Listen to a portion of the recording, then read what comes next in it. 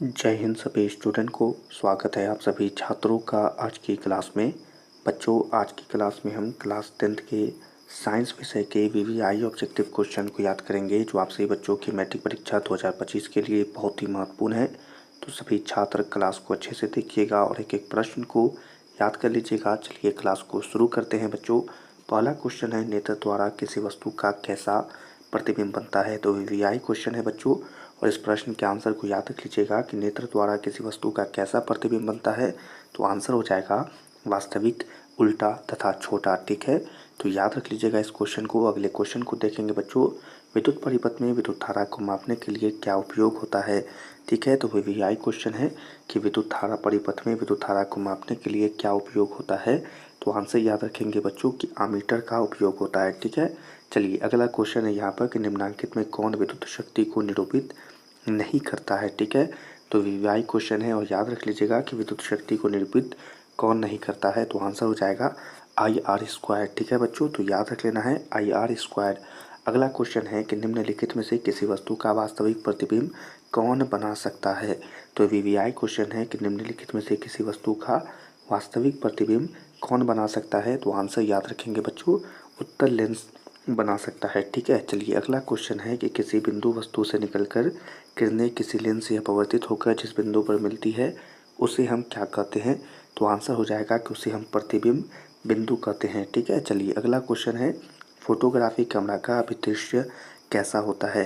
VVI question है, photography camera का अभिदृश्य कैसा होता है। तो इस प्रश्न का आंसर याद रखेंगे कि उत्तल लेंस होता है। ठीक है, चलिए अगला क्वेश्चन है यहाँ पर बच्चों कि किसी शब्दकोश में पाए गए छोटे अक्षरों को पढ़ते समय आप निम्न में से कौन सा लेंस पसंद करेंगे। तो इस प्रश्न का जो आंसर है वो होगा 5 सेंटीमीटर फोकस दूरी का एक उत्तल लेंस हम पसंद करेंगे। ठीक है, चलिए अगले क्वेश्चन को देखेंगे। किसी गोलीय दर्पण तथा किसी पतले गोलीय लेंस दोनों की फोकस दूरियाँ 15 सेंटीमीटर है, तो दर्पण तथा लेंस संभवतः क्या होंगे। तो वीवीआई क्वेश्चन है और बता दें कि दर्पण तथा लेंस संभवतः क्या होंगे बच्चों। तो वे दोनों होंगे अवतल। ठीक है, तो याद रख लेना है इस प्रश्न के आंसर को, दोनों अवतल होंगे।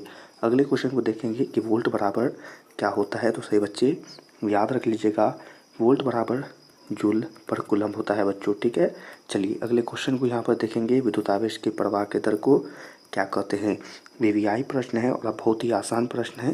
विद्युत धारा के आवेश के प्रवाह के दर को हम विद्युत धारा कहते हैं। ठीक है, तो याद रखना है। चलिए अगले क्वेश्चन को देखेंगे, निम्नलिखित में कौन सा कथन सत्य है। तो वीवीआई क्वेश्चन है, क्या होगा इस प्रश्न का आंसर बच्चों कि निम्नलिखित में कौन सा कथन सत्य है। तो जूल बराबर कूलम्ब गुने वोल्ट। ठीक है, तो याद रखना है। अगले क्वेश्चन को देखेंगे, CHO अभिक्रियाशील समूह को क्या कहते हैं। ठीक है, तो CHO अभिक्रियाशील समूह को हम एल्डिहाइड समूह कहते हैं। ठीक है, तो याद रखना है। अगला क्वेश्चन है, एथेनॉल को सांद्र H2SO4 के साथ गर्म करने पर निम्नलिखित में कौन सी गैस बनती है। ठीक है, तो कौन सी गैस बनती है बच्चों। तो याद रखना है C2H2 गैस बनती है। ठीक है, चलिए अगला क्वेश्चन है कि जिंक प्लेट निम्नलिखित में किस धातु का अयस्क होता है। तो किस धातु का अयस्क होता है। तो जिंक का अयस्क होता है। ठीक है, तो याद रख लीजिएगा। अगला क्वेश्चन है बच्चों, आवर्त सारणी के किसी आवर्त के तत्वों में कौन सा गुण समान होता है। तो वीवीआई क्वेश्चन है, प्रश्न पूछ रहा है कि तत्वों में कौन सा गुण समान होता है। तो सही बच्चे याद रख लीजिएगा, कक्षों की संख्या। ठीक है, तो आंसर याद रखना है। अगले क्वेश्चन को देखेंगे, अभिक्रिया CaO+H2O से CaOH2 किस प्रकार की अभिक्रिया है बच्चों। तो यह किस प्रकार की अभिक्रिया है बच्चों। तो यह एक संयोजन अभिक्रिया है, सभी को याद रखना है। अगला क्वेश्चन है, जल में घुलनशील भस्म क्या कहलाता है। ठीक है, तो जल में घुलनशील भस्म क्या कहलाता है बच्चों। तो क्षार कहलाता है। चलिए अगला क्वेश्चन है कि सोडा ऐश का रासायनिक सूत्र क्या होता है। वीवीआई प्रश्न है कि सोडा ऐश का रासायनिक सूत्र क्या होता है। तो आंसर याद रखना है Na2CO3 आंसर होगा। ठीक है, चलिए अगले क्वेश्चन को यहाँ पर देखेंगे, निम्नांकित में कौन विजातीय यौगिक है। ठीक है, तो वीवीआई प्रश्न है कि निम्नांकित में कौन विजातीय यौगिक है। तो प्लास्टर ऑफ पेरिस इस प्रश्न का आंसर होगा, याद रख लीजिएगा। अगला क्वेश्चन है, बेकिंग सोडा का रासायनिक सूत्र क्या होता है। तो बताएं कि बेकिंग सोडा का रासायनिक सूत्र क्या होता है बच्चों, NaHCO3। ठीक है, तो याद रखना है। अगले क्वेश्चन को यहाँ पर देखेंगे, निम्नांकित में कौन संक्षारक अम्ल है। तो वीवीआई क्वेश्चन है, बताएं संक्षारक अम्ल निम्नांकित में कौन है बच्चों।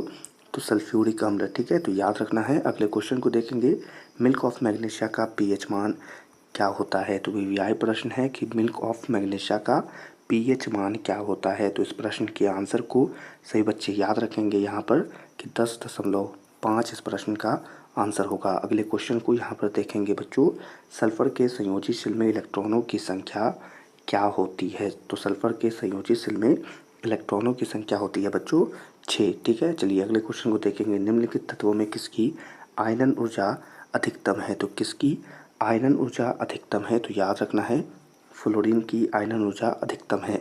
अगला क्वेश्चन है, निम्नलिखित में कौन सा मात्रक वाट के बराबर होता है, ठीक है। तो वीवीआई प्रश्न है कि कौन सा मात्रक वाट के बराबर होता है। तो जूल पर सेकेंड स्क्वायर इस प्रश्न का आंसर होगा, याद रख लेना है। अगला क्वेश्चन है, विद्युत हीटर के तार की कुंडली किस चीज़ से बनी होती है। तो किस चीज़ से बनी होती है बच्चों, नाइक्रोम वायर से बनी होती है, सभी को याद रखना है। अगला क्वेश्चन है कि किसी परिपथ का वह कोण जो विद्युत ऊर्जा को ऊष्मा में बदल देता है उसे हम क्या कहते हैं, ठीक है। तो वीवीआई प्रश्न है, उसे हम क्या कहते हैं बच्चों, तो उसे हम प्रतिरोध कहते हैं, जिसको आर से डिनोट किया जाता है। अगला क्वेश्चन है कि एक विद्युत सेल से धारा प्राप्त करने पर इसके सिरों के बीच विभवांतर का मान क्या होता है। तो विभवांतर का मान बच्चों विद्युत वाहक बल से कम होता है, इस प्रश्न का आंसर होगा। अगला क्वेश्चन है, अनवीकरणीय ऊर्जा का स्रोत निम्नलिखित में से कौन है, ठीक है। तो याद रखना है कोयला हो जाएगा। अगला क्वेश्चन है, तरंगदैर्घ्य को सामान्यतः व्यक्त किया जाता है। तो याद रखना है मीटर में व्यक्त करना है, ठीक है बच्चों। तो चलिए अभी के क्लास में इतने क्वेश्चन से बच्चों को पढ़ा रहे हैं। बच्चों इसे अच्छे से याद कर लीजिएगा, परीक्षा के लिए बहुत ही महत्वपूर्ण है, इम्पोर्टेंट है, ठीक है। चलिए सभी छात्रों से मिलेंगे अगली क्लास में, तब तक के लिए आप सभी छात्रों को जय हिंद।